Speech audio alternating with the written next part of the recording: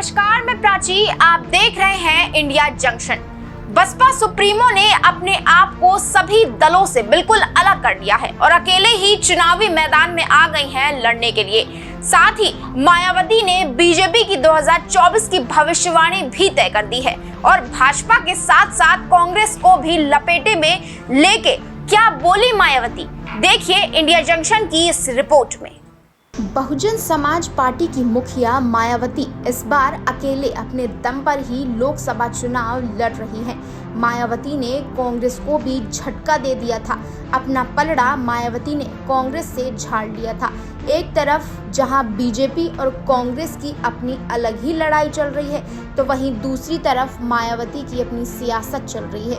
UP के बांदा में मायावती ने बीजेपी और कांग्रेस पर जमकर हमला बोला है। उन्होंने कहा कि आज़ादी के बाद से ज़्यादातर समय कांग्रेस के हाथ में सत्ता रही, जो गलत नीतियों के कारण सत्ता से बाहर हो गई।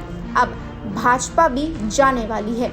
अतर्रा के हिंदू मैदान में बुधवार को पार्टी प्रत्याशी मयंक द्विवेदी के समर्थन में आयोजित जनसभा में उन्होंने कहा कि वोटिंग मशीनों में कोई गड़बड़ी नहीं की जाती है। निष्पक्ष चुनाव होता है तो भाजपा की नाटकबाजी, जुमलेबाजी और गारंटी ना देना, क्योंकि अब देश की जनता समझ चुकी है। भाजपा ने देश के गरीबों को, कमजोर तबके के लोगों को अच्छे दिन दिखाने के वादे तो किए, लेकिन उन वादों को कभी पूरा ना कर सकी। हवा हवाई और कागजी गारंटी भी दी, मगर हकीकत तो कुछ और ही है। जहां पैसा सही जगह पर जाना चाहिए था, वहां पैसा देश के पूंजीपतियों और धन्ना सेठों के पास पैसा भरा जा रहा है। आपको बता दें कि कुछ दिन पहले सुप्रीम कोर्ट ने इलेक्टोरल बॉन्ड के संबंध में खुलासा किया है।